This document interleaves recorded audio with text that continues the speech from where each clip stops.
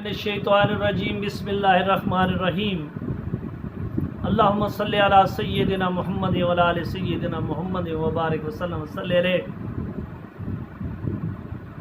ہمارا نفس ہمیں کس طریقے سے ورگلاتا ہے، اور یہ ہمارا نفس ہمارے اور شیطان اور دشمن شیطان ہمارے ساتھ کس طرح کھیل کھیلتا ہے۔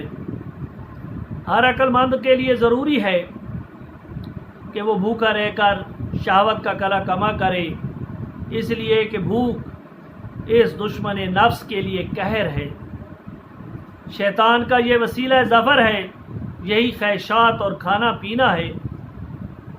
فرمان نبی صلی اللہ علیہ وسلم ہے کہ شیطان تمہارے جسم میں خون کی طرح گردش کرتا ہے اور اس کے راستوں کو بھوک سے بند کر دو۔ شیطان ہمارے جسم کے اندر رگ و ریشے کے اندر خون کی طرح دوڑتا ہے، اور اس کے روکنے کا ایک ہی راستہ ہے، اور وہ ہے بھوک۔ بلا شبہ قیامت کے دن وہی شخص اللہ تعالیٰ کے قریب ہوگا جس نے بھوک پیاس کو برداشت کیا ہوگا۔ اور ابن آدم کے لیے سب سے زیادہ برباد کرنے والی چیز پیٹ کی خواہشات ہیں۔ اس پیٹ کی بدولت حضرت آدم علیہ السلام جنت سے ذلیل و رسوا ہو کر نکلے، اور فکر و فاقہ زمین پر اتارے گئے، جبکہ نبی کریم صلی اللہ علیہ وسلم نے انہیں شجر ممنوع کھانے سے رب کریم نے انہیں شجر ممنوع کھانے سے منع کیا، تو انہوں نے پیٹ کی خواہشات کی بنا پر اسے کھا لیا۔ یہی پیٹ ہی حقیقت میں شہوت کا منبع اور مرکز ہے۔ ایک دانا کا قول ہے کہ جس انسان پر نفس کا غلبہ آ جاتا ہے وہ شہوت کا قیدی ہو جاتا ہے اور بےہودگی کا تابع بن جاتا ہے، اس کا دل تمام فائدے سے محروم ہو جاتا ہے۔ جس کسی نے بھی اپنے اعضاء کے زمین کو شہوت سے سراب کیا، اس نے اپنے دل میں ندامت کی کاشت کی۔ اللہ تعالیٰ کی مخلوق تین قسم میں پیدا فرمایا۔ اللہ تعالیٰ نے فرشتوں کو پیدا فرمایا، انہیں عقل تو دی لیکن انہیں شہوت نہیں دی۔ رب کریم نے جانوروں کو پیدا کیا، انہیں شہوت تو دی لیکن عقل سے محروم کر دیا۔ اللہ تعالیٰ نے انسان کو پیدا کیا، اس نے عقل اور شہوت کو پیدا کیا، دونوں چیزوں سے اس کے اندر رکھی۔ اگر انسان شہوت پر غلبہ پا لیتا ہے تو وہ فرشتوں سے افضل ہے، اور اگر وہ شہوت اس پر غالب آ جاتی ہے تو وہ جانوروں سے بھی بدتر ہے۔ حضرت ابراہیم خواص کہتے ہیں، میں لگام کی پہاڑیوں میں تھا، وہاں میں نے ایک انار دیکھا، میرے دل میں انار کھانے کی خواہش پیدا ہوئی، میں ایک انار اٹھایا، کھایا، ترش تھا، میں نے اسے پھینک دیا۔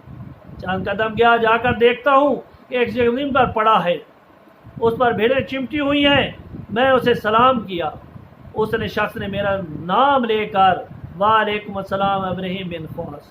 میں نے پوچھا تو میرا نام کس طرح جانتا ہے؟ اس نے کہا کہ جو رب کو پہچان لیتا ہے وہ ہر چیز کو پہچان لیتا ہے۔ تو میں نے کہا کہ تب تو اتنا بارگاہ اعظم میں بڑا مقام رکھتا ہے تو تو نے دعا کیوں نہیں کی کہ تمہیں تو یہ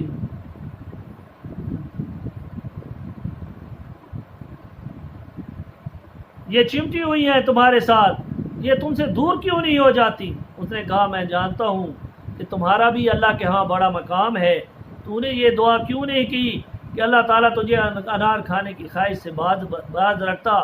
میں بھیڑوں کی تکلیف کو تو اس دنیا کے عذاب سے اپنے آپ کو بچا لوں گا، لیکن تو اپنے آپ کو آخرت کے عذاب سے کیسے بچائے گا؟ تو نے اپنے دل کو اس خواہش سے پاک کیوں نہیں رکھا؟ یہ نصیحت گفتگو سن کر وہاں سے میں اپنی منزل کی طرف روانہ ہو گیا۔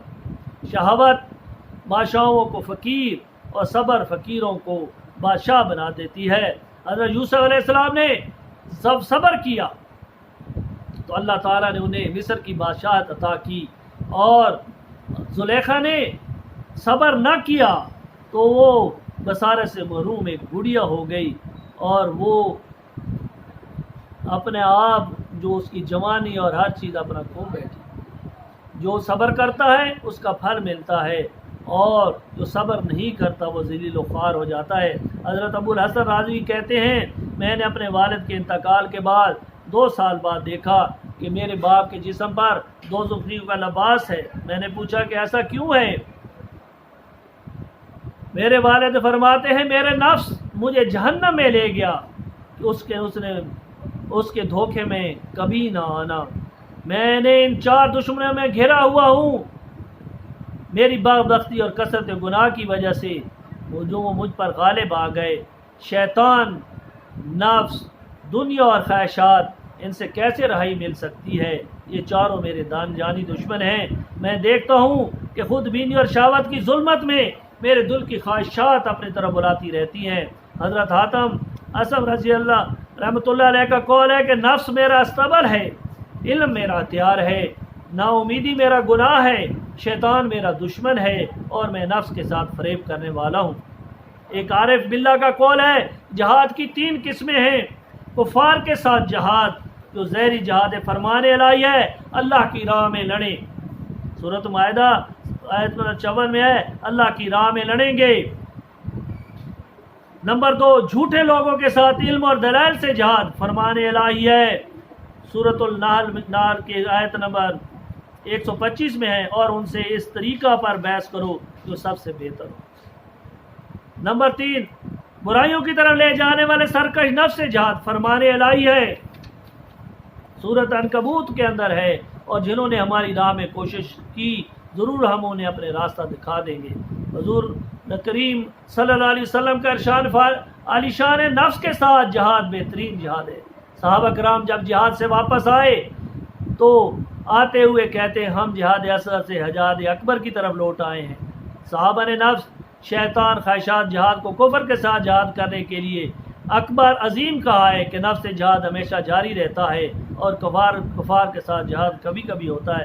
دوسری وجہ ہے کہ جب کفار کے ساتھ جب ہم جہاد کرتے ہیں تو دشمن کو اپنے سامنے پاتے ہیں، اور یہ دشمن آسان بھی ہے، اور دوسری وجہ یہ ہے کہ کافر کے ساتھ ہمدردی اور ہمدردیاں قطعی نہیں ہوتی، جبکہ شیطان کے ساتھ جب نفس میں اور خواہشات شیطان کی حامدی قوتوں میں شمار ہوتے ہیں، اس لیے شیطان ہم حملہ آور کو بھی نہیں دیکھتے، اس میں مال و غنیمت بھی نہیں ملتا، لیکن اور اگر شہید ہو جائے تو جنت کا مستحق بن جاتا ہے۔ مگر جہاد اکبر ایسا ہے، اگر ہم دشمن سے جہاد کرتے ہیں تو ہمیں شہادت نصیب ہوتی ہے، اور یہ جہاد اکبر میں شیطان کے قتل پر قادر نہیں، اسے شیطان کو قتل نہیں کیا جا سکتا، جب بھی وہ راست سے ہمیں بھٹکا دیتا ہے۔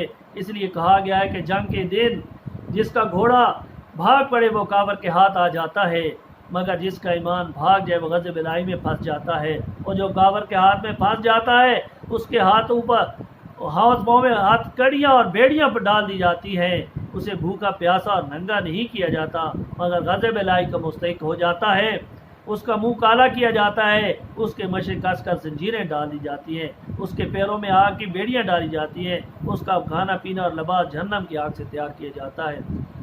یہ جہاد اصغر اور جہاد اکبر جو بھی اپنے نفس پر، اپنے نفس شیطان پر غالب پاتا ہے تو وہ کامیاب انسان قرار پاتا ہے۔ اللہ تعالی ہمیں بھی سیدھا راستہ دکھائے اور جہاد پر عمل درآمد کرنے کی توفیق عطا فرمائے۔